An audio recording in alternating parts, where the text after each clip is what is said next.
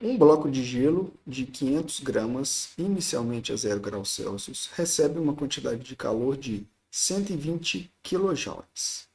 Sabendo que o calor latente de fusão do gelo é 334 joules dividido por grama, responda. Letra A. Qual é a quantidade de calor necessária para derreter completamente o bloco de gelo? Então vamos lá. Alternativa A. Ele está pedindo a quantidade de calor necessária para derreter completamente o bloco de gelo, certo? Então vamos lá. Deixa eu anotar primeiramente os dados do problema aqui, né? Então, quais foram os dados fornecidos? Certo? A massa, que vale 500 gramas,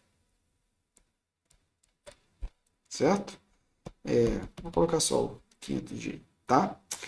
A temperatura inicial é de 0 graus Celsius, ou seja, essa temperatura é exatamente a temperatura de fusão do gelo, né? E quando a gente está na pressão de 1 atm, certo? E aí, o que forneceu também? Foi dito que foi fornecido ao gelo uma quantidade de calor de 120 kJ. O que são 120 kJ? São 120 mil joules, não é isso? Que esse prefixo quilo significa, né, 10 elevado a 3, tá bem? E aí também forneceu para a gente o calor de fusão, que é de 334 joules dividido por grama. Ok? Bem,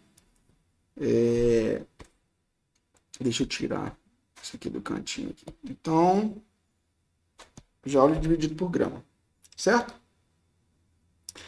O que pede então na letra A? A letra A pede qual que deve ser a quantidade de calor necessária para fundir completamente esse bloco de gelo. Certo? Bom, nós já estamos na temperatura de fusão, né, que vale 0 graus Celsius. Né? Então, como é que a gente calcula essa quantidade de calor? Essa quantidade de calor, nós vamos chamar de Q, é dada pela massa vezes o L de transformação, que nesse caso é o L de fusão. Tá? Agora vamos tomar um cuidado. Ó. O calor latente de fusão ele está dado em joules por grama, certo? E a massa foi dada em grama. Então a gente pode utilizar a massa em grama, porque o calor latente de fusão, né, foi dado em função de joules por grama, tá?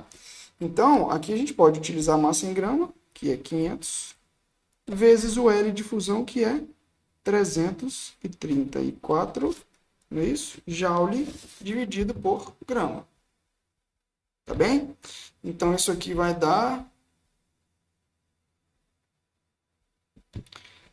167 mil joules. Fechou? Ou, se você quiser escrever, isso aqui vai ser 167 quilojoules. Tranquilo, né? Essa letra A.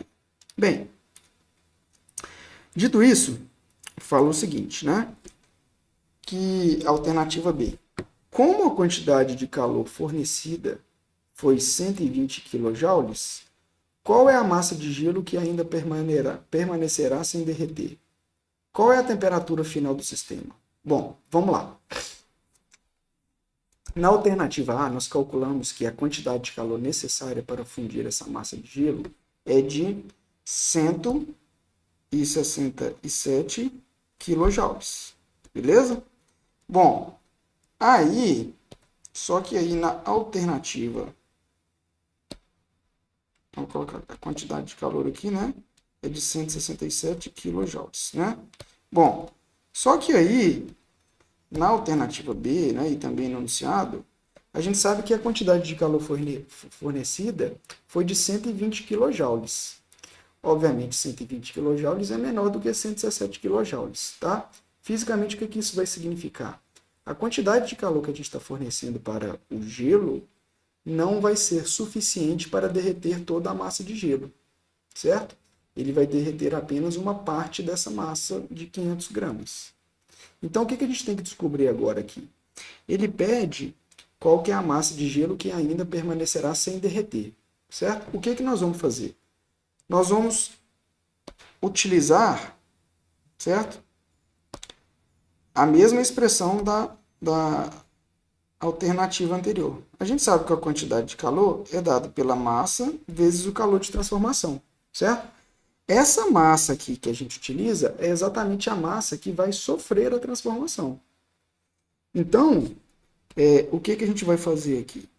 Se eu utilizo, certo? Essa quantidade de calor aqui igual a 120 mil joules, né? Ou 120 quilojoules, e utilizo, né, o L de fusão, eu vou determinar aqui a massa de gelo que será fundida, ou seja, o gelo que se transformará em água. Tá? Então, o que nós vamos fazer aqui? Nós vamos pegar essa expressão, né? Então, ó, a quantidade de calor é igual a massa vezes o L de transformação. Beleza? Bom, a quantidade de calor, né?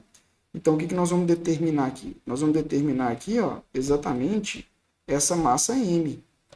Não é isso? Essa massa M aí que nós vamos calcular, ou seja, a massa de gelo fundida. Então, se a gente isola a massa M aqui nessa expressão, né? Certo? A massa M vai ser dada pela quantidade de calor fornecida dividido pelo L de transformação. Qual que foi a quantidade de calor fornecida? 120 quilojoules. Joia? Ou seja, 120 mil joules. Então, eu vou substituir isso aqui. Ó. A quantidade de calor fornecida vai ser 120 mil joules, certo? Dividido pelo L de transformação, que é 334. Beleza? Ó, vamos lá. O L de transformação, ele foi dado em função de joules. Então, a gente deve utilizar, né, essa quantidade de calor em joule. Tá bem? Eu vou fazer essa continha aqui. Então, a gente tem 120 mil, não é isso? Joules dividido por 334. Bom, a gente encontra que esse valor é aproximadamente 359,3 gramas. Tá? Vamos aproximar para facilitar as contas? Em 359 gramas. Tá bom? Então, qual é essa massa que nós encontramos? Certo? Essa massa, esse valor, então essa massa M aí, né? É a massa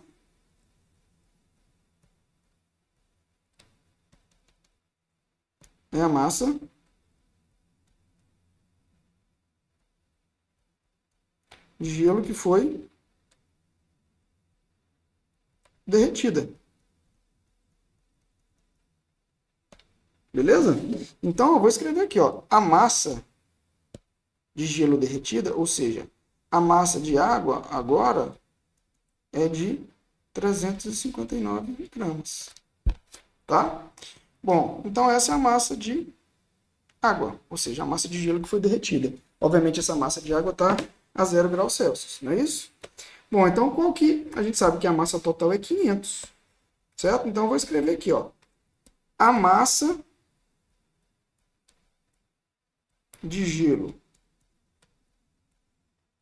que sobrou vai ser exatamente 500 gramas, que era a massa inicial, menos 359, certo? Então, isso aí vai dar exatamente 141 gramas. Tá bem? Então, qual que é a massa de gelo que sobrou? A massa de gelo que sobrou lá foi 141 gramas. Certo? Ou seja, se eu somo a massa de gelo que ficou e a massa de água, não é isso? Obviamente tem que dar os 500 gramas. Tá bem? Bom, e qual que é o estado final? Como resultado, nós teremos o estado final será gelo mais água, não é isso? Com as respectivas massas aí, a 0 graus Celsius. Tá? Então, esse é o resultado desse problema aí.